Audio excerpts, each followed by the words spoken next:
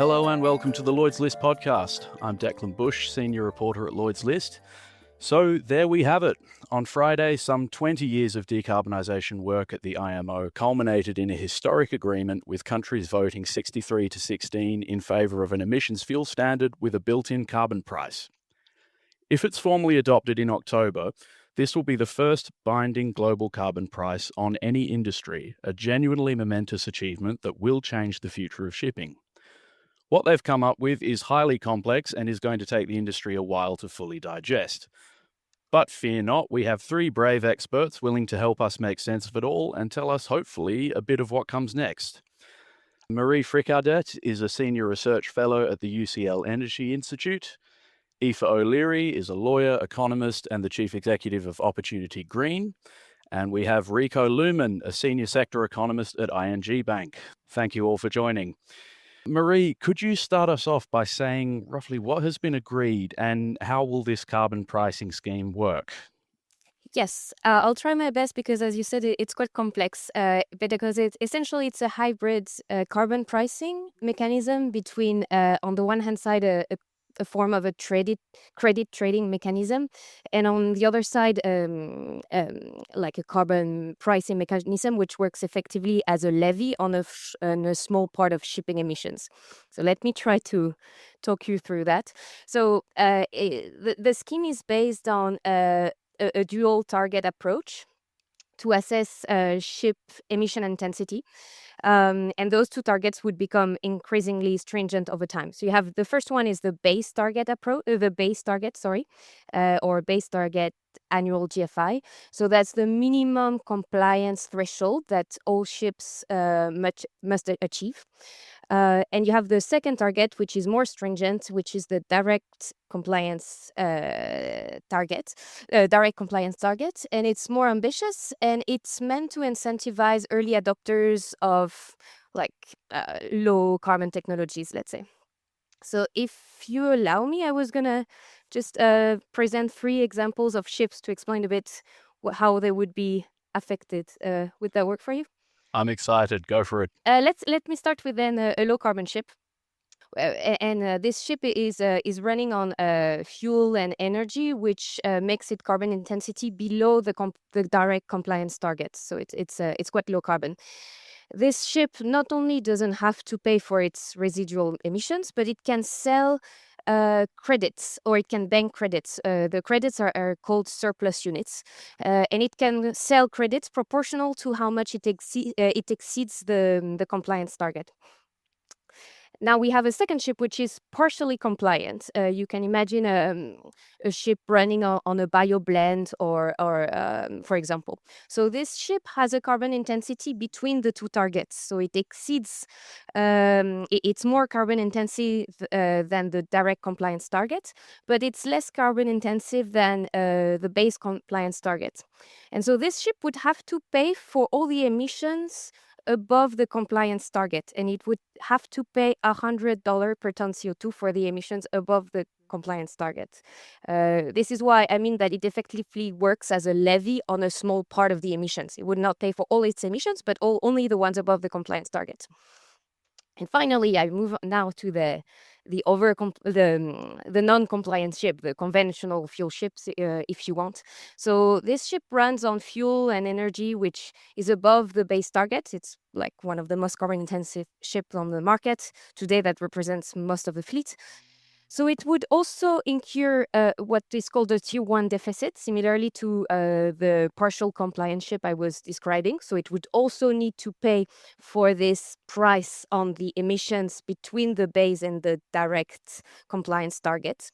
But for all the emissions which are above the base target, and this is where it gets complicated, it doesn't necessarily have to pay for to the IMO fund. It can also buy SU credit from the cleanest ship, which, if you remember, I started with. So it can trade credits for all the emissions above the least stringent line with the least carbon intensive ship.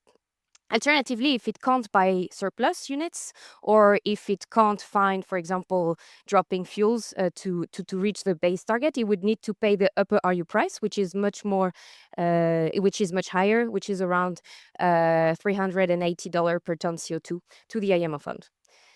hopefully that makes sense, and if not, we can take it in slower time. No, thanks very much, Marie. I'm trying to come up with easy ways to describe a graph to people who can't see one because this is a podcast. But I'm sort of imagining it for myself as like if you have a graph with a line down the middle that looks like a water slide. If you're at the top of the water slide, you're the dirtiest ships and you pay a high price. And if you're at the bottom of the water slide under the line, you pay a low price or you even get money back in the form of surplus units. And then there's a little narrow grey zone where you've met the base compliance, but you haven't overshot it. And there you only pay the lower price of $100 a ton of CO2. Is that roughly where we're at? Yep, exactly. And if you allow me to add a tiny bit of complexity, which I hadn't introduced before. Always. Thank you. Love the complexity here. So for a certain class of ships, which are defined as zero net zero energy and fuels, they would not only be able to sell credits, they would also be eligible to receive a fuel reward. What that means is that the lowest emission intensity technologies will get further incentivized by fuel rewards using the revenue which the IMO is expected to generate with this dual target mechanism. So we had heard, and I've been reporting for several years, calls from the industry, from green groups, from researchers like Marie, from even the International Chamber of Shipping, just calling for a flat carbon levy of like $100 a ton across the board to raise a lot of money for helping small island development states and poorer countries cope with the effects of climate change, and also raise a lot of money for helping basically subsidize expensive green fuels and help the industry work out new technologies. But the targets that we've ended up with fall somewhat shy of those early climate ambitions, and they're a compromise position between 175 member states. The US didn't take part, notably. And the climate aspects of this are somewhat underwhelming. So, Aoife, when you saw the final numbers come in, how did you react, and what would you say are the broader implications for the planet here of this regulation? Yeah, I think unfortunately we really have let the climate down. Also, the IMO agreed its strategy just 2 years ago with targets in it. Now they weren't called targets; they were initiative checkpoints, and we were striving for harder ones and whatever else. But it's not going to meet those what I would call targets. So, I mean, I think just from measuring against the IMO's own measuring stick, it's falling short. And we knew those targets weren't in line with 1.5 degrees anyway. So where we've ended up now is really quite alarming. And I think there's two aspects. I mean, as you've already highlighted, the countries that were looking to the shipping industry to help adapt to the climate change that the shipping industry has at least very partially caused, are going to be wondering how much money there's going to be. I mean, we'll have to see how it plays out. But as Marie has laid out, a lot of that money that we say there's this carbon price on shipping, but a lot of ships won't be paying anything. And those that are, a lot of that revenue will be going back into the best performing ships. So what will actually be left over in terms of being able to deal with equity is a really big question that we'll be definitely looking into. And on top of that, I think Marie kind of hinted at this a little bit. But what I'm very worried about is the type of fuels that we are actually locking into the shipping industry now going forward. And biofuels and LNG are the two big offenders in my book. Some types of biofuels will even be eligible for reward under this, which I'm really concerned about. Biofuels quite often lead to biodiversity loss. They're very limited in supply. And then LNG is, maybe at the margins better than oil, but we're switching from oil to gas and saying that's because of a climate measure. I just immediately, huge, huge question marks there. So a lot of work remains to be done. Yeah, and it'll be interesting to see what the debate comes up with between now and October when the regulation's up for a final adoption, and then when it enters into force in, I think it's 2027 or Yeah. 2028. Uh, what's more, we've got revisions built in, so the target prices of remedial units or deficit units and of the surplus units could potentially change if so there's a bit of the certainty we've been asking for, but there's still plenty that could go wrong. Rico, coming at this from obviously a ship finance and more the industry side, what do you make of these new rules, and how do you expect the industry to come to grips with it? Well, as mentioned already, I think the rules and the new framework fall short a bit compared to what we could have expected. It's not really full carbon pricing, what would be the ideal world, in my view, from an economic point of view. And I also compare this with the ETS system that we have in the European Union. It's not like that, right? So it punishes the ones that fall short. So it's mandatory in terms of reduction in the end on the lower side, but on the other side, in terms of rewarding, there's a big question mark. So it's not really rewarding the front runners, and it's not creating a full market for CO2 pricing, with CO2 prices going up over time. As soon as there is more shortage or less carbon credits available. That would be the ideal world, in my view. And then there's a lot of question marks around the fuels, as mentioned already. It seems to put biofuel in front, which has a lot of questions in itself, because there's also first generation biofuels, which are highly controversial in many ways. And then we're not sure what the rewards are in general, if I'm correct. Maybe the others can comment on that. But that's a very important one in my view, and it's very easy to blend in biofuels, but that doesn't support the real renewable new fuels like methanol and ammonia. Right. So because those targets don't, if the targets aren't high enough to narrow or close that price gap between the most expensive alternative fuels, the green e-fuels that many see as our kind of holy grail for the transition, um, the ship owner potentially doesn't know what to invest in instead, and so they just pick the cheapest option, and the cheapest option will be biofuels, depending on what it costs, and we don't know that yet, or it could just be paying to comply.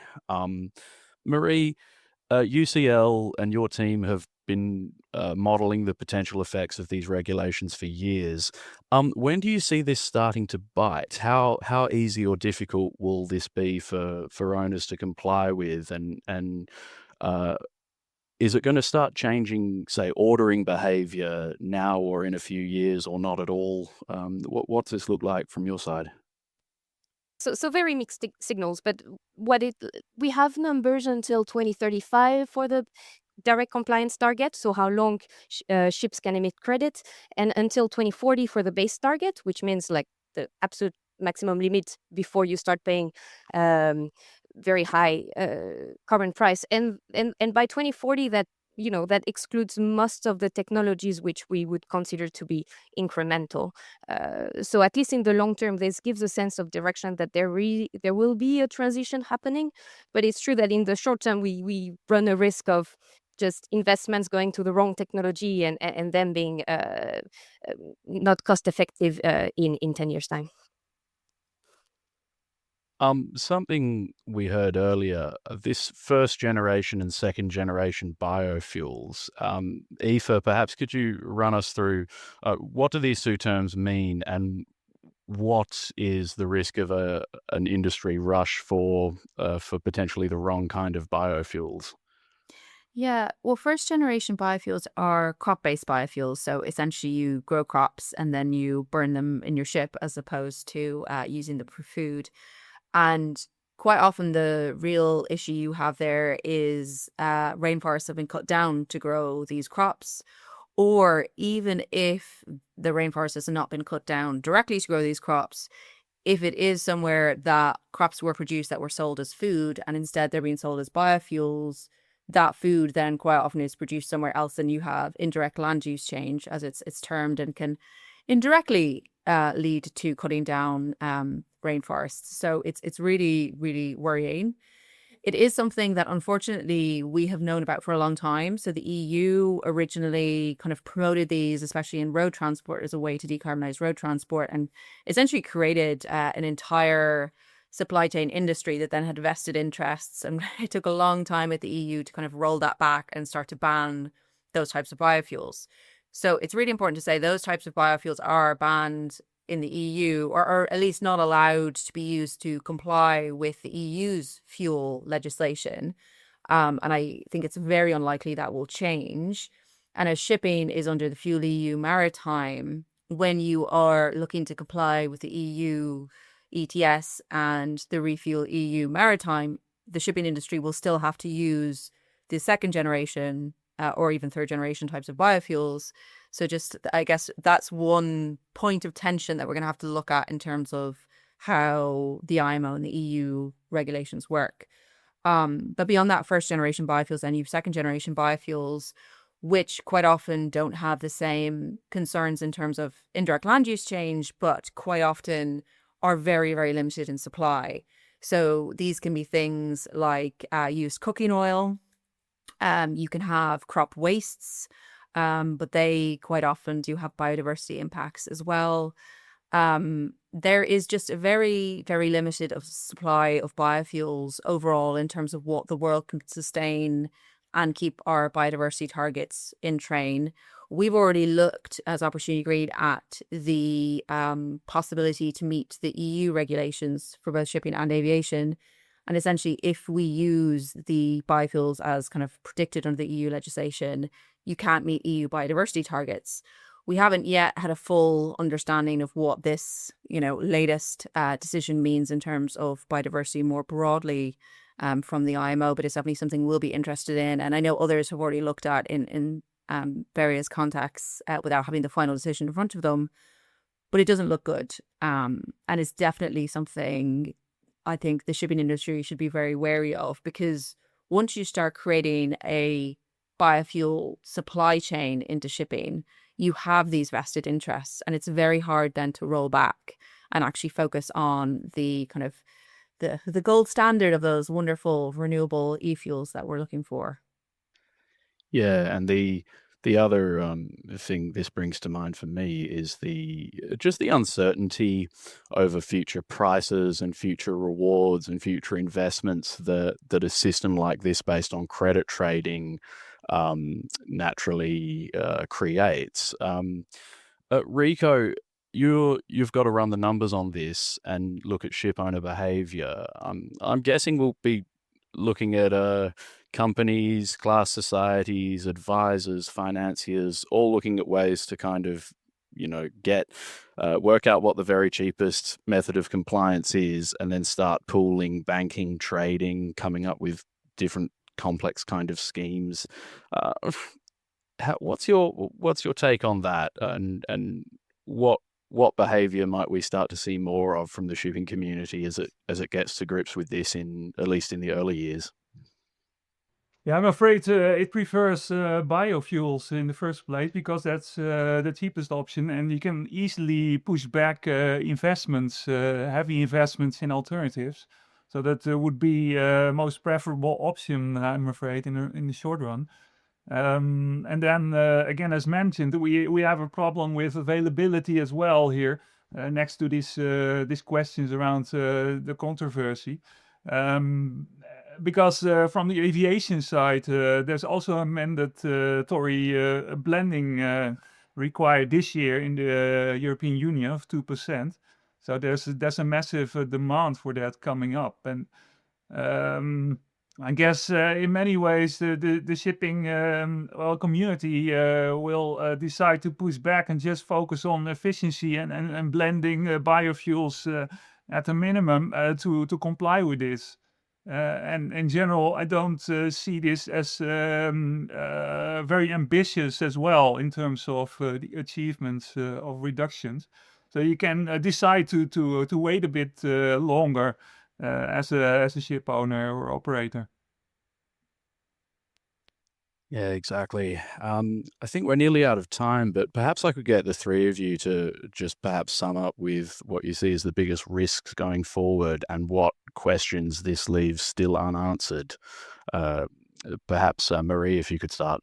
Yeah, it's not necessarily a direct risk for the industry, but much more for the countries. We will likely not meet the targets which the IMO set itself for 2030, and that means we are putting ourselves at the risk of climate change. We estimate that we're going to reduce emissions compared to 2008 by 10%. We agreed on 20 to 30%. So that means an increased risk, like climate risk, for all countries in the world, and in particular the most climate vulnerable country.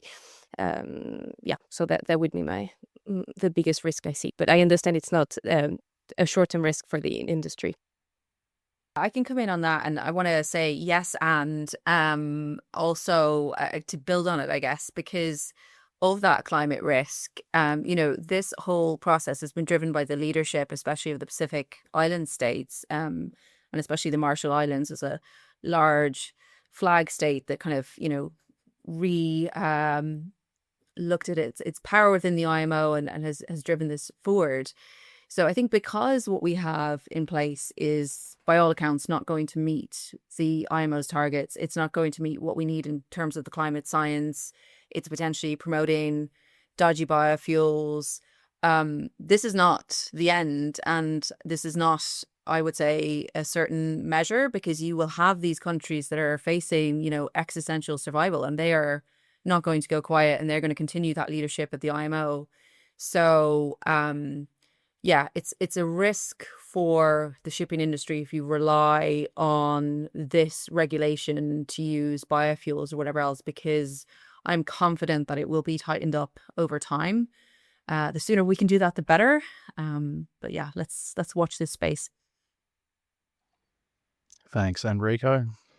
I agree on that. Actually, it's a start. It's not an end stage of the system, of the framework. We should also be aware of the difficult background, of course, at the moment that we live in on the global level. So it's an achievement, at least, that there's some kind of agreement around a global framework. But it's the start of it, not an end stage. We've seen emissions going up over the last couple of years in shipping. So actually, there's a need to accelerate, and it falls short a bit against this background. That's all we've got time for this week. Thanks to Marie Fricodet, Aoife O'Leary, and Rico Lumen. We'll have plenty more analysis on the IMO trading scheme in the weeks to come. To find it, head to the Lloyd's List website, and don't forget to follow us on social media. Thanks for listening. We'll be back with you next week with more of the stories shaping shipping. Goodbye.